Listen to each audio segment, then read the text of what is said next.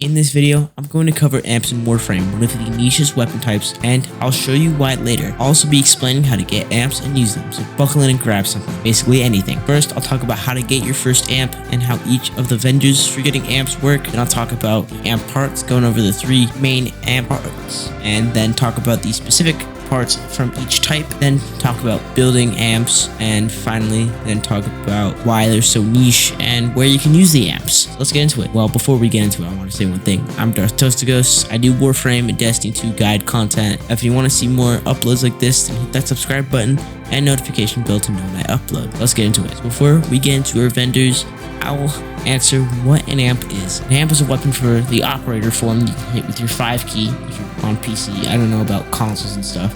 And the amp is their main form of DPS. Amps have a primary and a secondary attack that depends on what parts you use when building an amp. Amps are also modular, meaning you can do some crazy cool combinations, but everyone just kind of goes for the meta amp because imagining in the year 2022. Anyways, they could be leveled to 30 twice, one for gilding it and one to actually get the mastery points from the prism. They can also be named, you can have amp arcanes, and are generally used in some of the endgame activities, which will be talked about later in our uses. Okay, your first amp. So you over to play the war within, and now you can use your operator to fight things. Don't get too hasty because you need your first amp. So follow where I go on screen. Don't talk to Kanzu.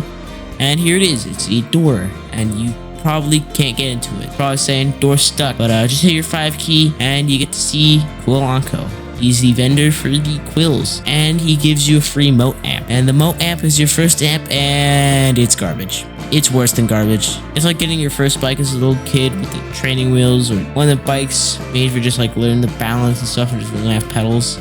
It's so basic. The moat amp doesn't have a secondary attack. It can barely even kill Vomalists in the plains of Eidolon. So now it's time to become a real operator and get yourself a real amp. Okay, you might need to go. We're gonna go on that a little bit later as we talk about amp building. Let's talk about Onkho and extension Little Duck, who's in the back rooms of Fortuna. Not those back rooms. They offer many things from operator drip, large quotes, amp parts, amp and operator arcanes, and more miscellaneous stuff. Throwing them up, it's pretty easy. You need sentient cores for Onkho, or toroids from Little Duck, or if you play the new war, you can turn in Narmer isoplasts.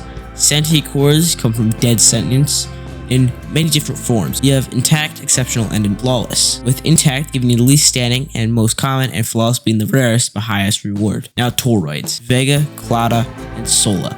Each give the same amount of standing, but certain ones are needed to rank up when you hit max standing. Vega comes from enemies located at the spaceport, Clada comes from enrichment labs, and Sola from the Temple of Prophet. Now the boss toroids are obtained by doing each heist boss. Prophet Taker rewards Charisma toroids, and Exploiter rewards Lazarite toroids. One little note about Little Duck. Little Duck has some extra goodies you can get with Sentient Anomaly shards, come from Sentient Anomalies in the Veil Proxima. That was the vendors, and now talking about amp building. So we have the amp parts. Prism, the main fire with your left click. This is also a thing that gains mastery when you level an amp.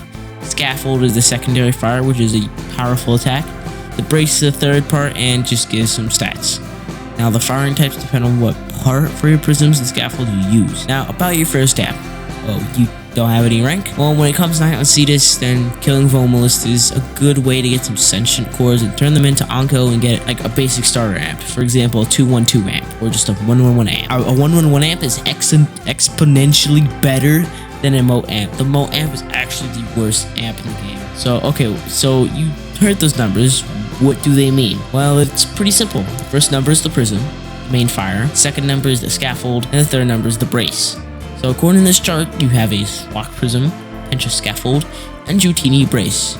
If you're doing stuff like this, get a chart. Just good help. So now I'm going to talk about the specific parts. At tier 1, you have the Raplak prism, which is a sniper rifle, Pencha scaffold, which fires a beam, and the Klepkra brace, which gives plus 40 energy pool. For tier 2, you have Swak prism, which fires a projectile that punches through enemies.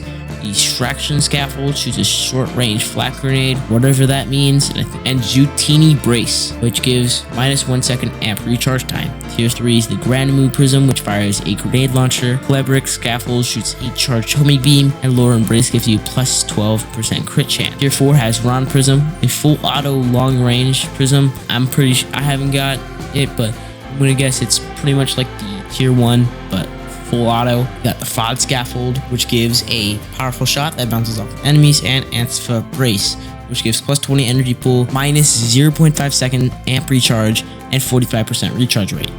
Tier 5 has Suo Brace, which gives... Tier 5 has the Cantic Prism, which gives... I don't even know what this means. XR Scaffold, which is a burst grenade launcher. Suo Brace gives plus 100 amp pool, and plus 2 second amp charge delay.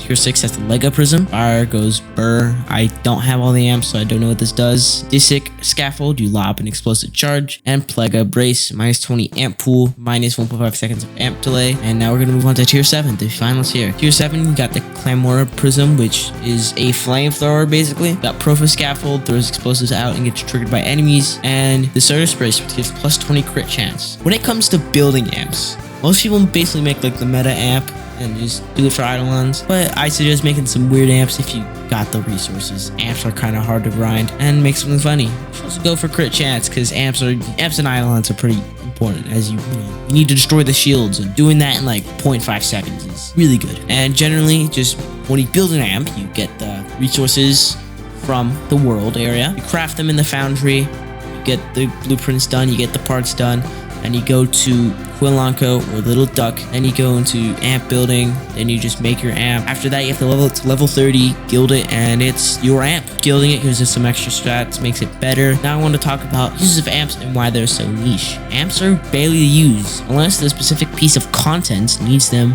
or your operator. Off the top of my head, I can name like 5 activities needing your operator: Uva Siphons, Eidolons, Angel's Arm, Prophet Taker, Orphix Venom, if you hate yourself instead of using a Necromech. Now, some amp uses, you had ones I named earlier. Some little things are Reciting Sentient and Stalker Adaptation, able to kill Spectral Vomalist, and just general combat. Yeah, amps are niche weapons, and you don't really see them outside of leveling or if they're needed activities. It can make sense. The Warframes are supposed to be the main part of the game. Sometimes they just don't get much use outside of Eidolons and whatever else. That's not saying amps are weak. They can be actually pretty powerful. And with the operator buff in Angel's Disarmament, they definitely buff too, as you're using your operator and using your amp. And power transfer is pretty good, let's be honest. This is why Modular is based. So that was my guide to amps in Warframe. If you enjoyed it, hit that subscribe button and click on one of the videos on screen to watch some more content. Have a good day. Bye.